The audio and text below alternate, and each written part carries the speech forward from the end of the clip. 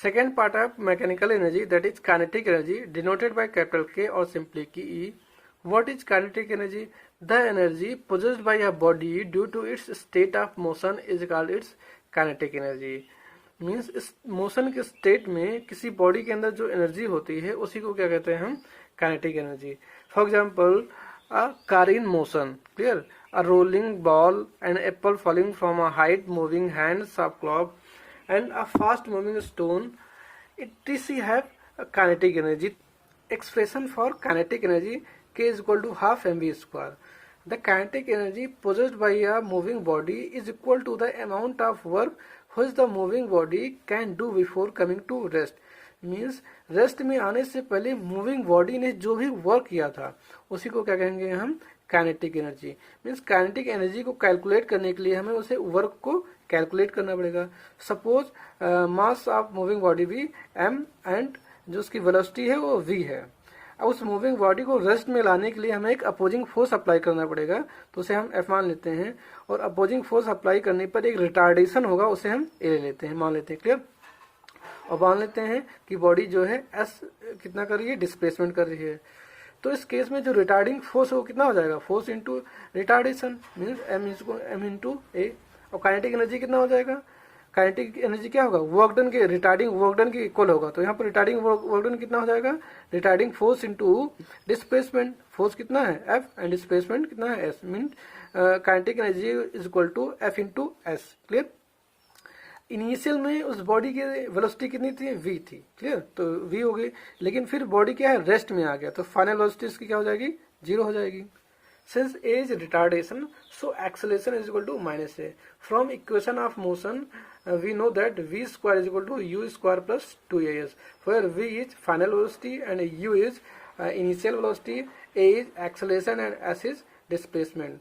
So here final velocity is 0. Clear. यहाँ पर हमने क्या है, final velocity 0 and initial velocity u is v and acceleration is minus a and displacement is s. So in values को put करेंगे तो क्या मिल जाएगा, इसके प्लेस पे 0, इसके प्लेस पे v एंड इसके प्लेस पे माइनस है, तो यहाँ क्या आ जाएगा माइनस एंड इसके प्लेस पर s. क्लियर. अब इसको क्या इस साइड सेंड कर देंगे, means 2as is equal to v square. So s is equal to v square upon 2a. Okay. Therefore kinetic energy is equal to force into f into S. Here s is v square upon 2a, तो s की value put कर देंगे, means f into v square upon 2a. Clear. We know that f is equal to, f कितना था यहाँ पर, f is equal to M A, F is equal to M A. तो f की value put करेंगे, कितना आ जाएगा, M A into V square upon 2a. a से a कैंसिल हो जाएगा, तो क्या आ जाएगा 1 upon 2 into V, sorry into M V square. Clear. Means kinetic energy is equal to half M V square. Clear. Kinetic energy is equal to half of mass into velocity square. Clear. Relation between kinetic energy and momentum. Let a body of mass m v moving with velocity v, then kinetic energy is equal to half mv square and momentum is equal to mv. Momentum is product of mass and velocity. So from here v is equal to p by m, p by m. अब इस v की value को इस पे put करेंगे तो कितना आ जाएगा, half m p by m square, means p square upon m square. Clear. तो यहाँ से क्या m और एक m कैंसिल हो जाएगा, क्या आ जाएगा, half p square by m, half p square by m. So k is equal to p square upon 2m and p square is equal to 2m इस साइड सेंड कर देंगे, so p square is equal to 2m K. p square से हम p find करेंगे, तो so p is equal to under root 2m K, p is equal to under root 2m K, और k is equal to p square upon 2m. So these are the relation between linear momentum and kinetic energy. Kinetic energy in terms of linear momentum is k is equal to p square upon 2m and linear momentum in terms of kinetic energy is under root 2mk. Let's see some important cases. Case 1, if a light body A of mass small m and another heavy body B of mass capital M, both bodies have the same momentum P, मान लेते हैं momentum क्या है, P है. Then kinetic energy of body A is equal to P square upon 2m and kinetic energy of body B is equal to P square upon 2m. Clear. Here on solving this we get capital M upon small m. Here capital M is greater than small m. So the kinetic energy of body A is greater than kinetic energy of body B. Clear? Okay, second, same condition, take a light body A of mass m and another heavy body B of mass capital M. In this case, the kinetic energy of both bodies are same, so the linear momentum P is equal to under root 2mk. Clear? Mass of first B is capital M and mass of A, body A, is small m, and kinetic energy are same. So on solving this, we get under root capital M upon small m. Here capital M is greater than small m, so PB is greater than PA. This means momentum of body B is greater than momentum of body A. Clear? Next, work energy theorem. When a force is applied in a direction of the motion of a body, it accelerates the motion and thus increases the kinetic energy of body. This increase in kinetic energy is equal to the work done by the force of the body. This is called the work energy theorem. Thus, according to the work energy theorem, the increase in kinetic energy of a moving body is equal to the work done by a force acting in the direction of the moving body. Clear? Or simply we can say, according to work energy theorem, the work done by a force on a moving body is equal to the change in kinetic energy. Clear?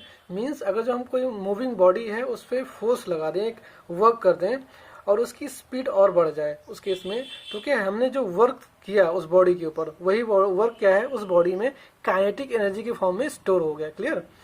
Means जब हम किसी body पे work करते हैं तो उस body की energy increase कर जाती है.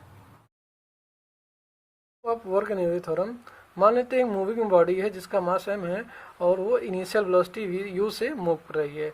अब उस पर हम एक कांस्टेंट फोर्स Cf अप्लाई करेंगे तो इस फोर्स के कारण उसमें एक्सेलरेशन प्रोड्यूस होगा. तो मान लेते हैं वो एक्सेलरेशन क्या है, a है. ठीक है? और उसकी वेलोसिटी u से इंक्रीज होकर v पहुंच जाती है s डिस्टेंस में.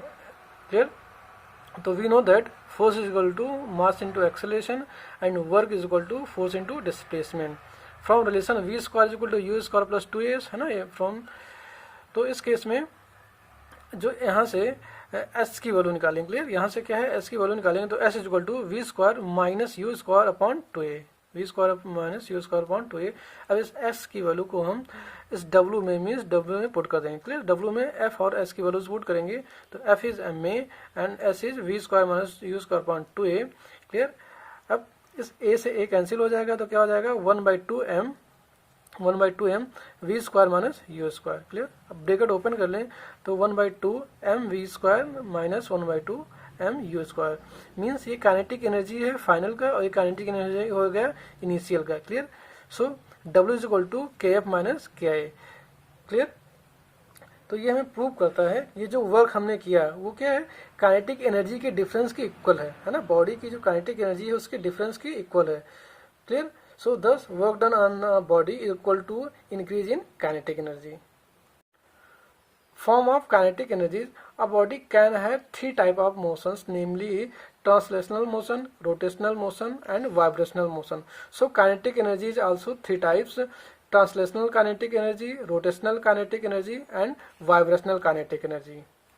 First, translational kinetic energy.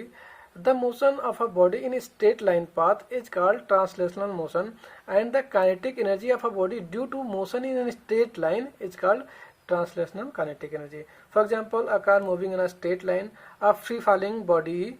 Second, rotational kinetic energy. If a body rotates about an axis, the motion is called rotational motion, and the kinetic energy of the body due to the rotational motion is called rotational kinetic energy or simply rotational energy.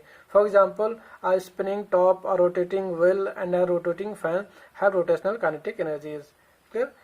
Third is vibrational kinetic energy. If a body moves to and fro about its mean position, the motion is called vibrational. So the kinetic energy of a body due to its vibrational motion is called vibrational kinetic energy or simply vibrational energy.